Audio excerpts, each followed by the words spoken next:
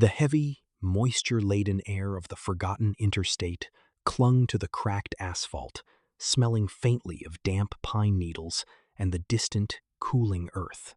But what the dog did next shocked everyone. Before we start, make sure to hit like and subscribe to Kindness and Canine Legends. Where are you watching from? Drop your country name in the comments. I love seeing how far our stories travel. Rowan Voss navigated the uneven, debris-strewn walkway of the roadside motel with a measured, deliberate cadence, his lightweight fiberglass cane sweeping in rhythmic, practiced arcs across the rough concrete. He could not see the flickering neon sign, casting erratic pools of sickly yellow light across the desolate parking lot. Nor could he see the peeling paint on the doors, but he felt the heavy, suffocating isolation of the place pressing against his skin like a physical weight. Beside him, maintaining an unyielding, shadow-like presence entirely on his left side, a deeply ingrained habit born from a past life that neither of them had truly left behind, walked Dagger. The Belgian Malinois moved with a silent, fluid grace, the deep, hairless groove of a severe scar on his left flank pulling tight with every calculated step. They walked in unison, two fractured souls navigating the dark, seeking only the temporary sanctuary of an empty room at the end of the corridor. The night was thick, wrapped in a heavy blanket of rural quiet, broken only by the rhythmic, mechanical hum of a struggling ice machine. Rowan's damaged eardrums, perpetually ringing with a faint, high-pitched static, strained instinctively to map the environment through the muffled echoes bouncing off the cheap brick walls. They were passing the midpoint of the complex, drawing level with the weathered wooden frame of room 12, when their shared rhythm shattered. Dagger stopped. He did not issue a warning bark. He did not whimper. The sudden cessation of his forward momentum was absolute. The coarse, dense fur along the rigid line of the dog's spine stood straight up, stiff and unforgiving against the chill of the night air. His heavy paws planted firmly on the cold walkway, his thick claws scraping against the surface grit with a singular, harsh grating sound. The muscle beneath his scarred flank twitched violently, locking his powerful frame into an impenetrable physical barrier directly between Rowan's legs and the flimsy door of room 12. A low, choked vibration rumbled deep within his throat, never fully forming into a growl, but shaking his entire chest cavity. Rowan froze, his cane hovering mere inches above the ground.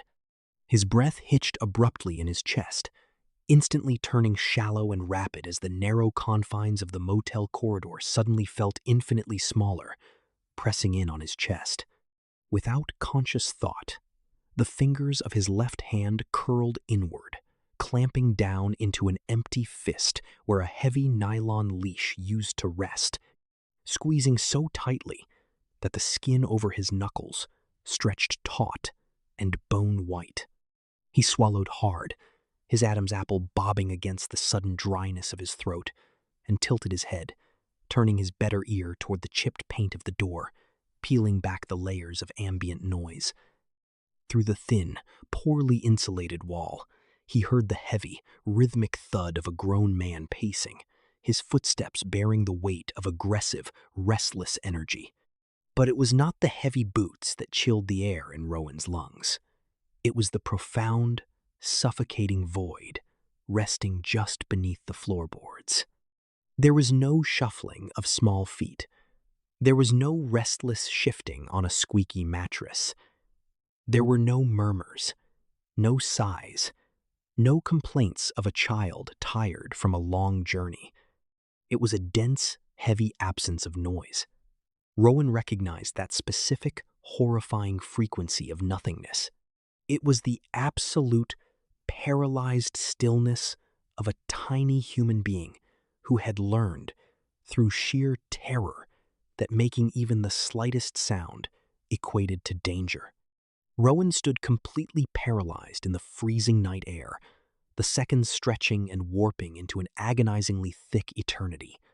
The frigid breeze bit through the thin, worn cotton of his faded flannel shirt, carrying the harsh, artificial scent of industrial pine cleaner that seeped outward from the slight gap beneath the splintering doorframe of room 12. He did not move a single muscle, his entire being shrinking down to the heavy, frantic thud of his own heart, hammering against the back of his ribs. His breath became trapped in the upper fraction of his lungs, shallow and rapid, while the fingers of his left hand continued to crush inward, the knuckles rigid and bone-white, nails digging fiercely into the thick calluses of his palm, as if anchoring him to the very earth. Beside his left knee, the massive frame of the Belgian Malinois remained locked in a state of absolute, petrified tension. The heat radiating from Dagger's tightly coiled muscles transferred through Rowan's denim jeans, a burning point of contact in the cold darkness. The dog's ribcage expanded and contracted in microscopic, rigid increments. Not a single paw shifted on the gritty concrete. The thick fur along Dagger's spine remained elevated, and the low, trapped vibration in his chest had settled into a silent, physical tremor that Rowan could feel through the air itself. Rowan tilted his head by a fraction of an inch, pointing his right ear, the one where the catastrophic damage of his past had left behind only a relentless, high-pitched static rather than the total void of his left directly toward the peeling wood. Deprived of sight, his brain aggressively rewired its remaining processing power, filtering out the distant roar of an 18-wheeler on the interstate, silencing the mechanical rattling of the ice machine 3 doors down, and pushing past the persistent ringing inside his own skull. He cast his senses through the solid barrier, peeling back the layers of the immediate environment. Through the thin, poorly insulated drywall, he tracked the heavy, agitated movements of an adult male. He heard the distinct, abrasive scrape of a rubber boot sole dragging against short pile carpet. He felt the subtle vibration of a heavy footfall displacing the weight of the floorboards. He heard the harsh, labored intake of air through a man's nostrils, the kind of aggressive breathing born of frustration and impatient, nervous energy. Yet, it was not the presence of the man that caused a cold sweat to break across the nape of Rowan's neck. It was the horrifying, unnatural void occupying the space near the far wall. The absolute absence of friction. A small child sitting on a cheap motel bed should generate a constant, subtle symphony of existence. The rustle of a stiff polyester bedspread being gripped, the rhythmic swinging of small legs kicking against a hollow wooden bed frame, the soft, uneven cadence of tired breathing, a nervous cough, a quiet sniffle. There was nothing. The space where the girl should be was a total acoustic vacuum.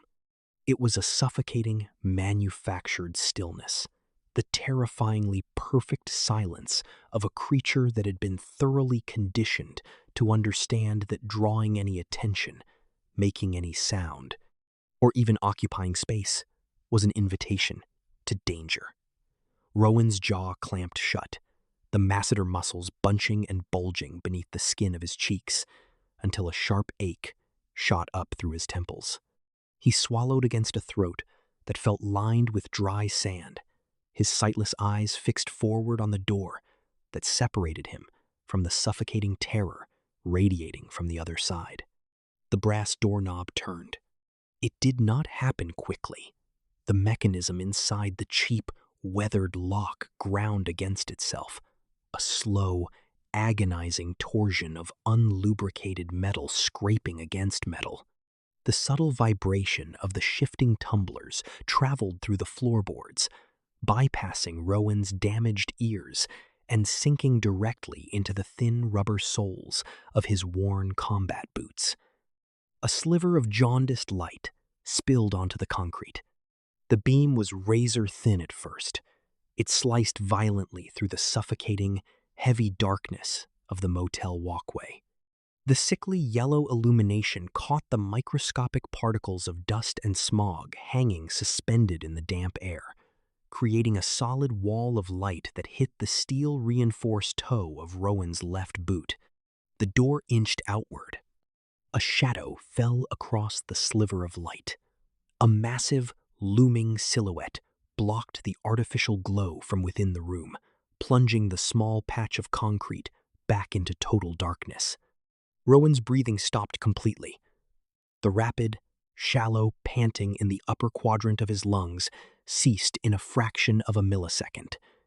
His chest locked into an immovable cage of bone and tensed muscle.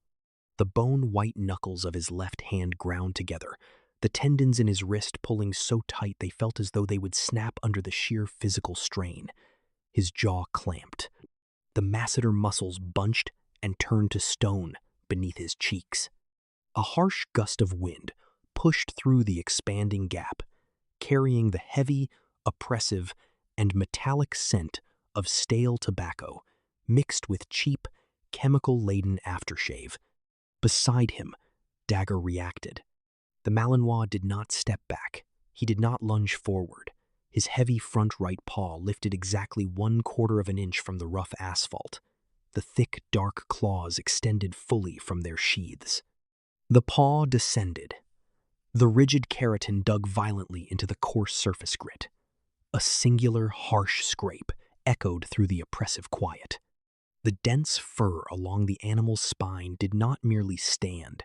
It bristled outward in rigid, defensive spikes, transforming his sleek silhouette into a jagged, impenetrable wall of muscle and instinct. The deep, hairless trench of the scar on his left flank pulled taut, the skin vibrating with the immense, stored kinetic energy of a tightly coiled spring.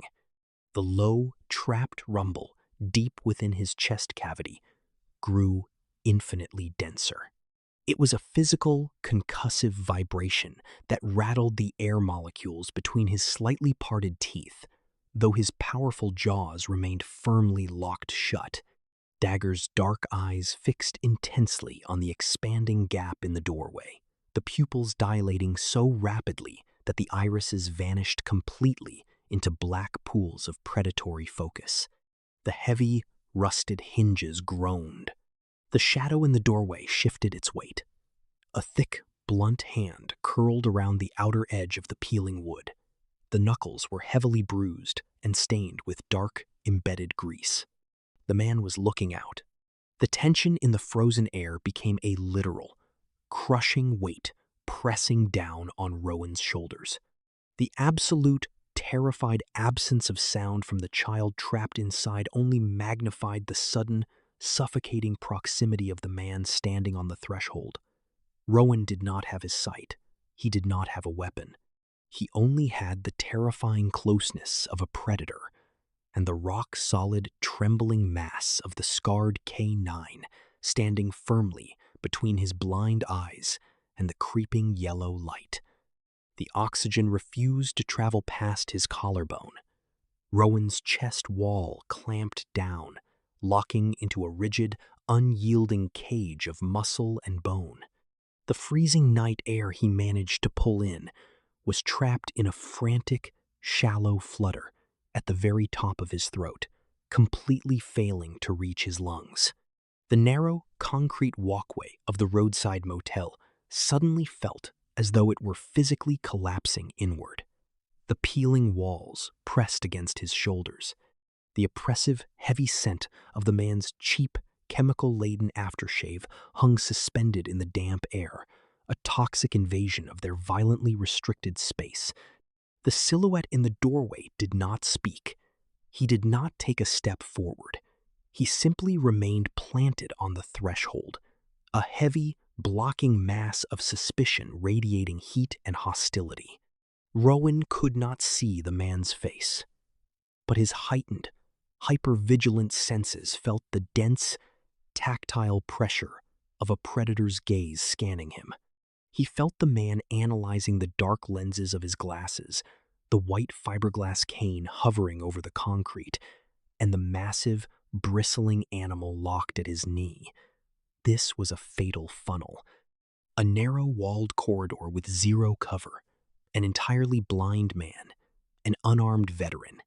He had to break contact. Rowan did not issue a verbal command. He did not reach down to guide the dog. The communication between them was a silent, kinetic transfer of intention.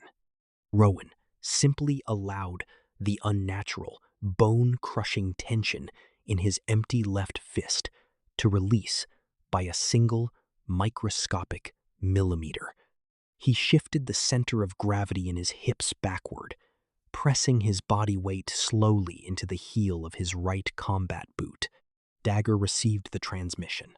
The Malinois did not break his forward focus. The thick, rigid spikes of fur along his spine remained fiercely elevated. The deep, hairless trench of his scar stayed violently taut, pulling the skin across his ribs into a tight drum. But the dog's hind left leg bent. The heavy paw lifted from the concrete, hovering silently for a fraction of a second before planting itself solidly 4 inches backward. The low, choked vibration never left the dog's throat. It was a constant, physical warning, rattling the air between them. Rowan mirrored the movement. He slid his left foot back. The rubber sole of his boot scraped softly against the loose gravel. They moved as a single, retreating organism. One step, then another. They drifted backward into the suffocating darkness, slipping out of the razor-thin beam of jaundiced light spilling from room 12. The heavy, agonizing scrape of the rusty hinges echoed again. The silhouette shifted. The man was pulling the door shut. The latch clicked. The deadbolt engaged with a heavy, metallic thud. Rowan reached behind his back, his calloused fingers blindly tracing the peeling paint of the exterior wall, until they found the freezing, smooth brass of the doorknob to room 14. He turned the mechanism. He stepped backward into the stale, completely dark air of their own unit. Dagger backed in alongside him, his body remaining totally rigid, his dark snout the very last thing to cross the threshold before Rowan pushed the heavy door shut, sealing them inside. The heavy, hollow-core door of room 14 clicked shut, instantly plunging the small, stale space into an absolute, suffocating blackness that Rowan Voss had long ago learned to navigate not as an absence of light, but as a densely textured canvas of sound and touch. He did not reach for the plastic light switch on the wall, completely indifferent to the artificial illumination that would only serve to mock his shattered optic nerves. Instead, he moved with practiced, silent fluidity across the threadbare carpet. His fiberglass cane collapsed and tucked under his arm, allowing the subtle, shifting air currents in the room to guide his trajectory toward the shared partition. He pressed the side of his face flat against the freezing, textured expanse of the cheap drywall, ignoring the faint, stale scent of nicotine and old mildew that clung desperately to the peeling floral wallpaper, while he aggressively forced his brain to filter out the relentless, high-pitched mechanical screeching of his own tinnitus. He turned his head by a fraction of a degree, aligning the slightly less damaged tympanic membrane of his right ear directly against a stud in the wall, utilizing the solid wooden beam as a crude, acoustic conductor to capture the muffled vibrations bleeding through from room 12. Beside him, Dagger mirrored the intense, motionless focus, settling his heavy frame onto the floorboards with a completely soundless grace. The dog deliberately pressed the deep, hairless trench of his scarred left flank firmly against the side of Rowan's calf, offering a steadying anchor of radiating body heat in the freezing room. Dagger's chin rested flat on his extended front paws, but the muscles across his broad shoulders remained locked and rigid. His ears swiveled sharply forward like dual parabolic dishes, catching frequencies far beyond human comprehension. Through the thin physical barrier separating the two rooms, Rowan began to methodically deconstruct the audio landscape of the neighboring unit, applying the hyper-analytical, deeply ingrained interrogation techniques from a past life he could never fully wash away. He listened intensely for the natural, chaotic cadence of a familial bond, the exasperated but warm sigh of a tired parent, the rustling of a child unpacking a small toy, the gentle, reassuring murmur of a bedtime routine. What bled through the drywall, instead, was a chilling, absolute transactional coldness that caused the skin on Rowan's forearms to pull tight. He heard the heavy, metallic rasp of a large zipper being aggressively pulled along the heavy canvas of a duffel bag, followed by the dull, weighty thud of items being unceremoniously dropped inside. Then came the voice. The man did not speak in the soothing, modulated tones of a caregiver trying to calm a frightened child in an unfamiliar environment. He spoke in low, harsh, clipped directives that lacked even a microscopic trace of human empathy. The syllables were sharp and punctuated by long, agonizing stretches of heavy silence.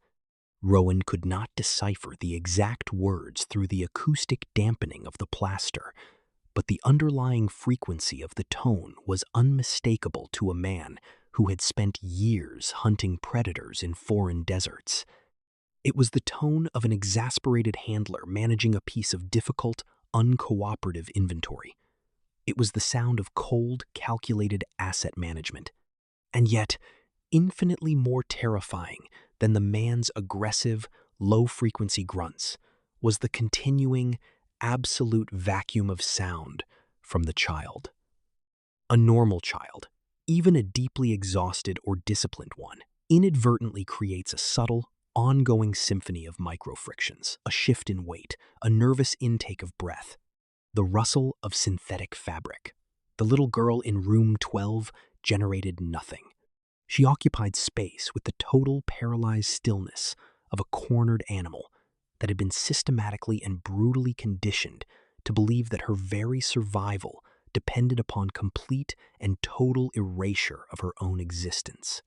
Rowan's left hand, hanging loosely by his side, slowly began to curl inward once more, the knuckles turning stark white in the darkness as the horrifying reality of what was happening on the other side of the wall crystallized perfectly in his mind. The hours bled into a suffocating, stagnant stretch of deep night, the ambient temperature inside the small unit steadily plummeting as the failing wall-mounted heater finally shuddered and died completely. Rowan Voss remained firmly anchored to the floorboards, his back rigidly pressed against the cold plaster partition, his breathing carefully and deliberately regulated into shallow, silent intakes of air through his nose to prevent even the microscopic rustling of his own cotton shirt from interfering with his intense auditory focus. Beside him, Dagger had not shifted a single millimeter for what felt like hours, his heavy, muscular form radiating a steady, furnace-like heat against the side of Rowan's left thigh, serving as a silent, deeply grounding anchor in the total, sightless void. Then, the manufactured acoustic vacuum next door shattered. It began as a heavy, relentless friction against the cheap, short-pile carpet. It was the distinct, abrasive sound of a densely packed, weighted canvas material being aggressively dragged across synthetic fibers, lacking any of the rhythmic bouncing that would accompany a bag being carried by the handles. The man's heavy, impatient footfalls resumed their pacing, but the chaotic, restless energy was gone, replaced by a singular, heavy trajectory moving directly toward the front of the room, completely abandoning any previous pretense of stealth or caution. The heavy deadbolt on the exterior door of room 12 disengaged with a sharp, metallic snap that cracked through the heavy silence of the motel like a physical blow. The rusty hinges groaned in a loud, agonizing torsion of unlubricated metal as the door was violently hauled open, allowing a sudden, aggressive rush of freezing exterior wind to whistle violently through the poorly sealed structural gaps of the building. And then, buried deeply beneath the heavy scraping of the canvas bag and the howling rush of the midnight wind, came a sound that caused the blood in Rowan's veins to drop instantly to a glacial temperature. A whimper. It was not a loud cry. It was not a verbal plea for help. It was a microscopic, violently suppressed intake of breath that snagged desperately in a tiny, constricted throat. It was the purely involuntary, terrified physical reaction of a small child who had been suddenly and roughly grabbed by a fragile limb, her forced silence breaking for a fraction of a second under the sheer physical shock of being moved against her will into the freezing night. Rowan's jaw locked down. The masseter muscles instantly hardened into unyielding knots of stone beneath his skin, sending a sharp, stabbing ache directly up into his temples. The fingers of his left hand curled inward with such sudden, violent force that the blunt edges of his fingernails bit painfully into the thick calluses of his own palm, the knuckles shining stark white in the darkness. Dagger's head snapped up. The deep, hairless trench of the scar on the dog's left flank pulled violently taut, stretching the skin across his ribcage like a drum. The heavy, dark claws of his front paws dug deeply and silently into the carpet fibers, finding absolute purchase. The dense fur along his spine erected instantly into a rigid, jagged ridge of pure, unfiltered instinct. A low, barely perceptible vibration began to hum deep within the broad cavern of the Malinois' chest, a purely physical manifestation of trapped, explosive kinetic energy waiting for a release valve. The heavy, dragging footsteps crossed the threshold. The cold air rushed in. The man was moving her toward a vehicle under the dense, suffocating cover of the blacked-out parking lot. The window for passive observation had just slammed, permanently shut. Rowan stood up. The heavy door opened. The freezing night air hit them. Time fractured. It stopped flowing forward. It expanded into a thick, agonizing crawl. Rowan Voss stepped over the threshold. 1 second. The frigid wind sliced through his thin flannel shirt.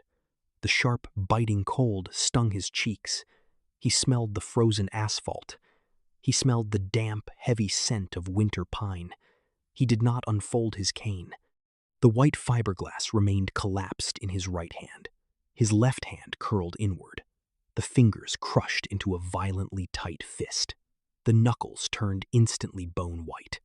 The phantom weight of an old leash pulled taut in his mind. 2 seconds. Dagger moved. The Belgian Malinois did not walk. He flowed. The massive animal dropped his center of gravity. His chest hovered mere inches above the icy concrete. The deep, hairless scar on his left flank pulled brutally tight. The scarred tissue stretched across his ribs like a war drum. He placed his front right paw forward. The thick leather pads pressed into the loose grit. The heavy claws retracted. There was no scratching. There was no friction. The dense fur along his spine rose into a jagged, rigid wall. 3 seconds. The distance closed. 10 yards. 8 yards. Rowan's chest locked, his breathing fractured. The intakes of air became violent, shallow gasps. The oxygen trapped in the upper quadrant of his throat. The vast, open emptiness of the dark parking lot pressed down on his shoulders like a physical weight. He tracked the acoustic footprint ahead, the heavy rubber boots grinding aggressively against the gravel, the heavy canvas bag dragging across the ground, the metallic clinking of car keys. 4 seconds. The man paused. The keys scratched blindly against a frozen car lock. A microscopic, violently suppressed shiver vibrated through the freezing air. The little girl, Rowan felt the pure acoustic displacement of her tiny, terrified frame trembling in the cold. Dagger's muscles coiled tight. A silent, concussive tremor built in the dog's deep chest cavity. It did not escape his throat. It just vibrated, the freezing air molecules immediately around them. 5 seconds. They were right behind him. The heavy shadow of the vehicle loomed in the blackness. The man reached his thick fingers for the door handle. Rowan stopped. Dagger froze instantly at his left knee, an impenetrable anchor in the void. They occupied the absolute blind spot. The total darkness swallowed them completely. No warning, no sudden movement, no barking, no sound. Only the suffocating, heavy silence of the trap snapping shut. The heavy car keys slipped. They hit the frozen asphalt. The sharp clatter shattered the dead silence. The man spun around. He dropped the heavy canvas bag. His right hand darted inward. It slipped beneath the thick layers of his dark winter coat. He was reaching for something inside. Rowan's breath caught instantly. The oxygen trapped in a shallow, frantic flutter high in his throat. His sightless eyes stared straight ahead into the blackness. The fingers of his empty left hand crushed inward. The knuckles turned rigid and bone-white. Dagger advanced. One single step. The Belgian Malinois stepped completely out of the suffocating darkness. He inserted his heavy, muscular frame directly between the man and the freezing space where the terrified child stood. He did not lunge. He did not bite. He simply dominated the physical space. The deep, hairless trench of the scar on his left flank pulled brutally tight. The thick fur along his spine rose into a solid, jagged wall of instinct. His heavy paws planted firmly onto the icy concrete. The sharp claws scraped once against the surface grit. He lowered his broad head. A sound broke from his throat. It was not a bark. It was a deep, choked, concussive vibration. It resonated from the absolute bottom of his chest cavity. It was a relentless, physical warning, rattling the frozen oxygen molecules between them. The sheer acoustic pressure hit the man like a solid wall. The man froze. His fingers remained completely paralyzed inside his jacket. His heavy, aggressive breathing instantly stopped. The sharp, bitter scent of fresh, sour adrenaline rapidly flooded the icy air. It entirely masked the stale tobacco and cheap aftershave. Rowan felt the sudden, monumental shift in the kinetic energy. The psychological pressure was absolute. The man was entirely pinned against the cold metal of the vehicle. No teeth touched his skin. No physical violence was committed. He was held completely captive by the terrifying, unyielding dominance of a fractured warrior guarding its own.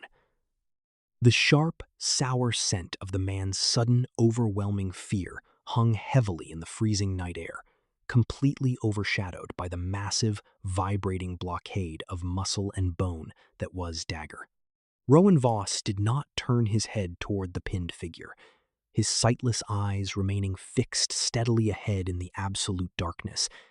But his hyper-vigilant auditory processing registered the total neutralization of the threat. The man was entirely immobilized by the psychological weight of the Belgian Malinois. His rapid, panicked heart rate thumping a frantic rhythm through the dense silence. Rowan allowed the agonizing, bone-crushing tension locking his chest cavity to release by a single, deliberate fraction. The shallow, frantic fluttering, trapped in the upper quadrant of his throat, slowly deepened into a long, measured intake of the frigid winter oxygen. He shifted his weight, the heavy rubber soles of his combat boots grinding softly against the loose surface grit, and stepped intentionally away from the immediate perimeter of the frozen vehicle. He moved slowly, deliberately tracking the source of the microscopic, suppressed shivers that continued to vibrate through the cold air. He stopped 2 paces away.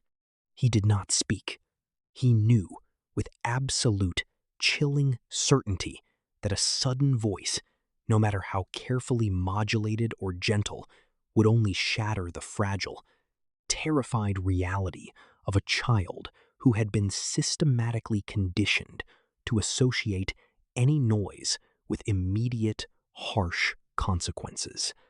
Instead, Rowan slowly, agonizingly uncurled the tightly locked fingers of his left hand.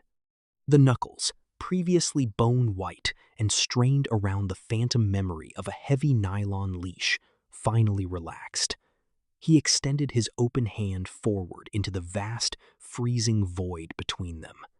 The skin of his broad palm was heavily calloused, thickly mapped with the deep, uneven ridges of old burn scars from a past life of explosive heat, a permanent, tactile roadmap of profound loss and survival. He held his scarred hand completely steady in the biting wind, offering nothing but a silent physical bridge across the terrifying chasm of the desolate parking lot. The heavy, suffocating silence stretched into a long, trembling eternity. Then, a sound broke the stillness. It was a faint, rhythmic scraping, a tiny rubber shoe dragging slightly against the rough concrete. It was the exact same subtle, hesitant friction that Rowan had mapped perfectly through the floorboards back in the motel corridor. The sound inched closer. It was not a confident stride, but a desperate, terrified gravitation toward the only unmoving, solid anchor of safety in the freezing void. A tiny, violently trembling hand, its skin entirely devoid of warmth, slowly reached out through the darkness. The fragile fingers lightly brushed against the rough calluses of Rowan's palm before pressing their small, freezing weight fully into the center of his hand. The physical contact was an immediate, grounding shock to his system. Rowan's large fingers gently curled inward, moving with immense, deliberate care, not to trap the child, but to completely enclose her freezing hand within a heavy, impenetrable shield of warmth and absolute security. Beside them, Dagger did not break his intense, predatory focus on the man pinned against the cold metal of the car. The deep, hairless trench of the dog's scar remained pulled tight, but the thick, rigid spikes of fur along his broad spine, subtly smoothed down by a fraction of an inch, his highly attuned instincts registering the silent, successful extraction taking place just inches from his left flank. The rhythmic, heavy thrum of idling diesel engines and the sharp, staccato crackle of law enforcement radios completely shattered the desolate, oppressive silence of the roadside motel. Rowan Voss remained perfectly still near the edge of the cracked asphalt, his sightless eyes staring into the freezing void, mapping the chaotic environment entirely through the vibrating air currents. He listened intently as the heavy, reinforced steel door of a police interceptor slammed shut with a definitive metallic thud, sealing the aggressive, thrashing weight of the trafficker permanently away from the freezing night air. The suffocating, agonizing tension that had locked Rowan's chest into a rigid cage of bone finally began to fracture. The shallow, frantic fluttering trapped high in his throat dropped completely, expanding into long, deep, and heavily measured intakes of the frigid winter oxygen. A few yards away, the absolute, terrifying acoustic vacuum of the little girl had been replaced by the soft, crinkling friction of a thick, mylar thermal blanket being wrapped around her small, trembling shoulders, accompanied by the gentle, steady cadence of a female paramedic speaking in low, undeniably safe tones. Beside his left knee, Dagger finally broke his statuesque, frozen posture. The thick, rigid spikes of dense fur along the Malinois' broad spine slowly flattened down, smoothing back into a sleek, dark silhouette against the biting wind. The low, concussive vibration that had rattled continuously within the deep cavern of his chest ceased entirely, leaving behind only the steady, rhythmic expansion and contraction of his ribs. The massive canine stepped forward, closing the microscopic gap between them.